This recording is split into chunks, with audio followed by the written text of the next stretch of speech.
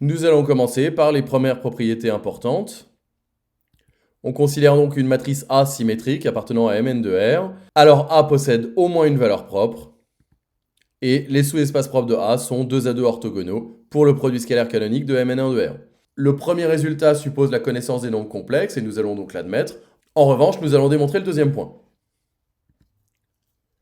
Donc pour cela, on considère deux valeurs propres lambda et mu distinctes et xy, deux vecteurs propres de A, respectivement associés aux valeurs propres lambda et mu. L'objectif va être de démontrer que le produit scalaire canonique de x avec y est égal à 0, c'est-à-dire que transposé de x fois y est égal à 0. Or, on sait déjà que ax est égal à lambda x, puisque x est un vecteur propre associé à la valeur propre lambda, et que y étant un vecteur propre associé à la valeur propre mu, ay est égal à mu y. Donc, comme on se propose de montrer que transposé de x fois y est égal à 0, nous allons maintenant multiplier la première égalité par transposé de y et multiplier la deuxième par transposé de x, ce qui nous donne d'une part transposé de y à x est égal à lambda transposé de yx, et d'autre part transposé de x à y est égal à mu transposé de xy. Et maintenant, comme on cherche à étudier transposé de x fois y, on transpose la première égalité, ce qui donne, d'après les propriétés de la transposition, transposé de x fois transposé de a fois y est égal à lambda transposé de xy. Et donc, comme a est symétrique, transposé de x fois a fois y est égal à lambda fois transposé de x fois y.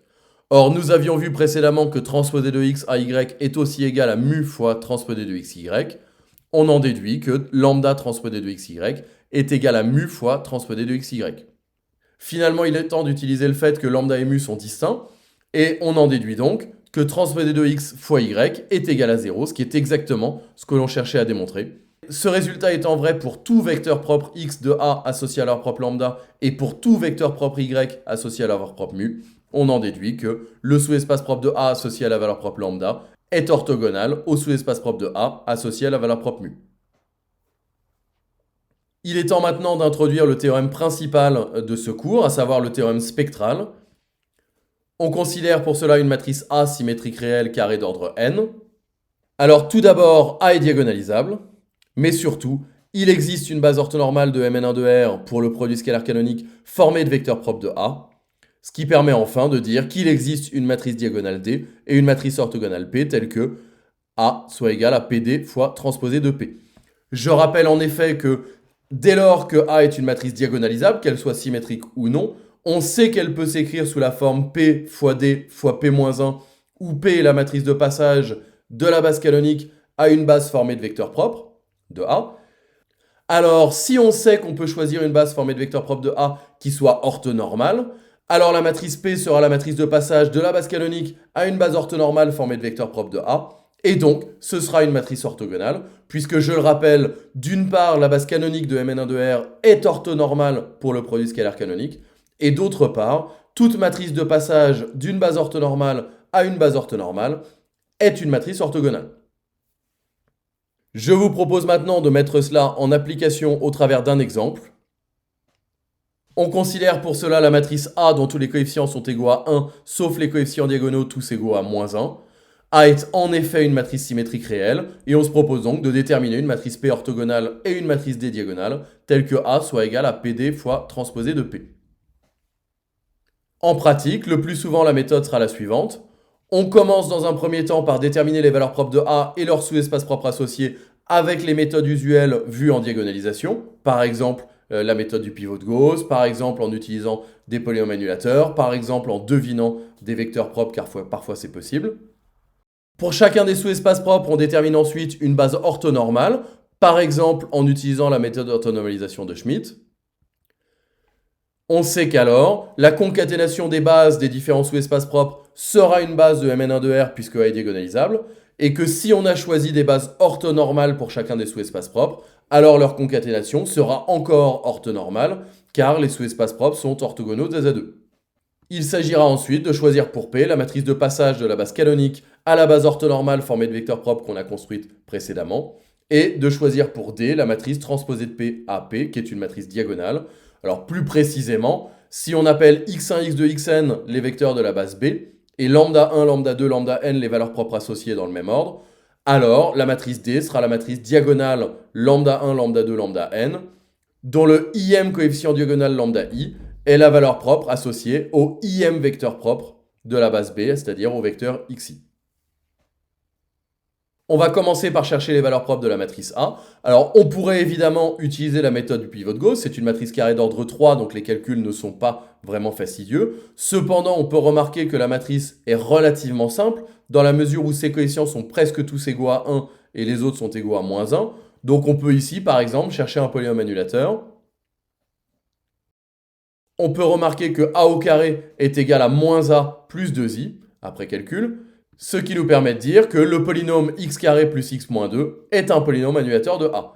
Les racines du polynôme P sont 1 et moins 2, donc on en déduit que les seules valeurs propres possibles de A sont 1 et moins 2. À ce stade, on pourrait remarquer que puisque A est une matrice symétrique réelle, elle est diagonalisable, donc elle a nécessairement au moins une valeur propre, soit 1, soit moins 2 au moins. Et que d'autre part, puisqu'elle est diagonalisable et qu'elle n'est pas égale à l'identité, elle ne peut pas avoir comme seule valeur propre 1. Et de la même façon, puisque diagonalisable n'est pas égal à moins 2 fois l'identité, moins 2 ne peut pas être la seule valeur propre. Par conséquent, la matrice A admet nécessairement 1 et moins 2 comme valeur propre. Cependant, comme ici le but est aussi de trouver le sous-espace propre, il n'est pas nécessaire de préciser tout ça, puisque en trouvant les sous-espaces propres, on démontrera également que 1 et moins 2 sont valeurs propres. Pour trouver le sous-espace propre associé à la valeur propre 1, pour commencer, on s'intéresse à la matrice A-I et on va résoudre l'équation A-I fois x égale 0. Donc en prenant un vecteur grand X égale x, y, z, A-I fois x égale 0 équivaut à moins 2x plus y plus z égale 0, x moins 2y plus z égale 0, x plus y moins 2z est égal à 0. On peut résoudre ce système grâce à la méthode du pivot de Gauss par exemple. On va ainsi commencer par annuler le x de la deuxième et de la troisième ligne en faisant par exemple L2 reçoit 2L2 plus L1 et L3 reçoit 2L3 plus L1. Ce qui nous donne le système moins 2x plus y plus z égale 0, moins 3y plus 3z égale 0 et 3y moins 3z égale 0. Les deux dernières lignes donnent y égale z et en reportant dans la première ligne, on en déduit que x égale y égale z. C'est-à-dire, puisqu'il y a des solutions non nulles, que 1 est valeur propre de A et que le sous-espace propre associé, c'est l'espace engendré par le vecteur 1, 1, 1.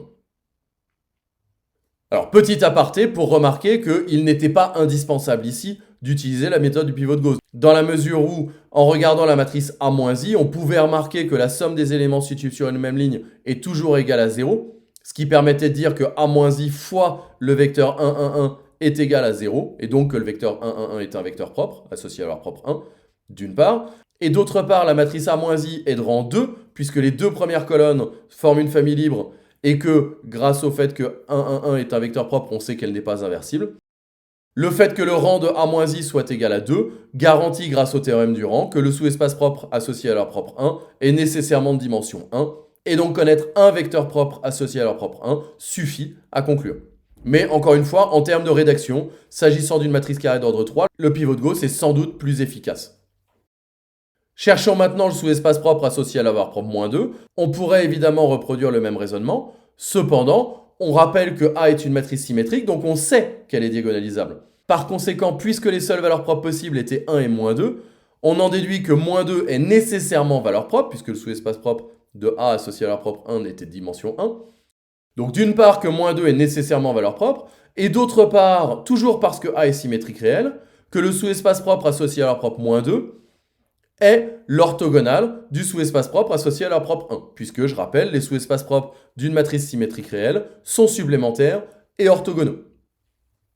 Par conséquent, pour trouver l'espace propre associé à la propre moins 2, il suffit de trouver l'orthogonale de E1, et pour cela, si on considère un vecteur x appartenant à M3, 1 de R, on sait que x appartient à E-2 de A, si et seulement si x est orthogonal à tout vecteur d'une famille génératrice de E1, c'est-à-dire ici au vecteur 1, 1, 1, donc si et seulement si x plus y plus z égale 0, ce qui nous permet de dire que le sous-espace propre associé à la propre moins 2 est l'espace engendré par les vecteurs 1, 0, moins 1 et 0, 1, moins 1, le premier vecteur étant obtenu en prenant x égale 1 et y égale 0, et le deuxième étant obtenu en prenant x égale 0 et y égale 1. Donc à ce stade, nous avons déterminé les deux valeurs propres et les deux sous-espaces propres de A. Il s'agit maintenant, je le rappelle, de chercher pour chacun des sous-espaces propres une base orthonormale.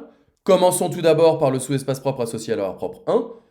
Comme celui-ci est de dimension 1, il suffit en fait de choisir un vecteur normé. Or, la norme du vecteur 1, 1, 1 étant égale à racine de 3, il suffit de poser x1 égale 1 sur racine de 3 fois le vecteur 1, 1, 1. Ce vecteur appartient bien à E1 de A puisqu'il est collinaire au vecteur 1, 1, 1 et il est bien de norme 1. La famille x1 est alors une base orthonormale de E1 de A. En ce qui concerne E-2 de A, le raisonnement sera moins immédiat puisque E-2 était de dimension 2. Donc, on va appliquer la méthode d'orthonormalisation de Schmidt à partir de la famille Y2, Y3 obtenue précédemment.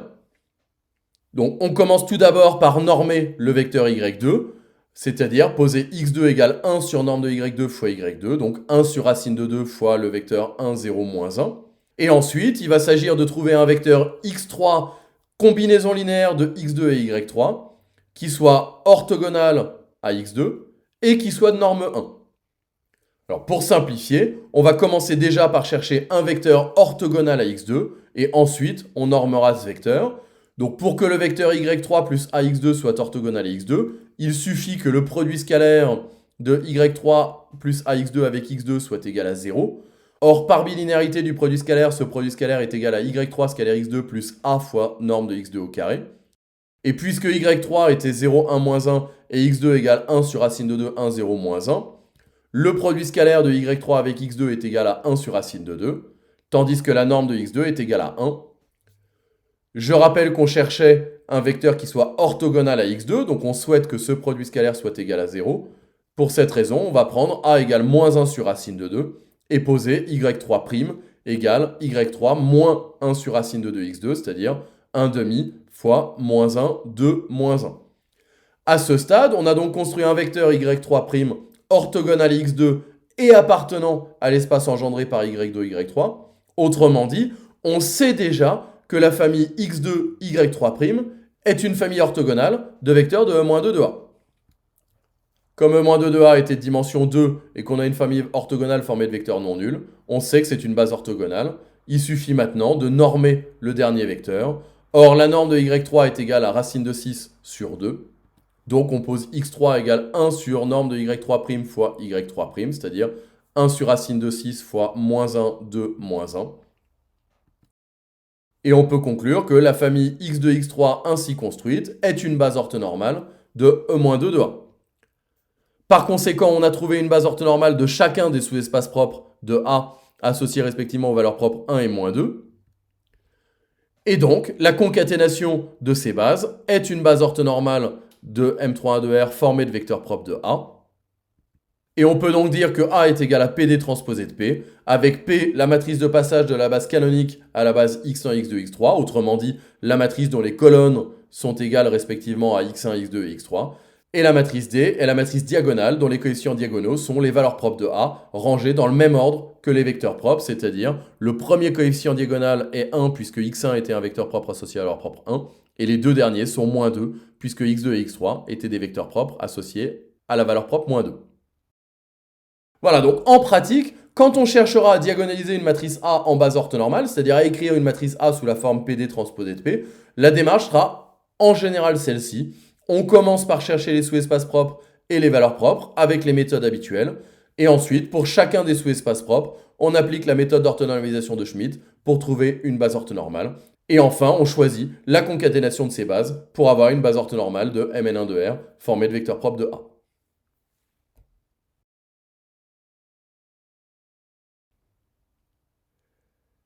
Voilà, c'en est fini pour cette séance et j'espère qu'elle vous aura été utile. Je vous invite comme chaque fois à approfondir ces notions au travers des documents de cours et des exercices proposés en complément de la séance. Je vous dis au revoir et j'espère à bientôt.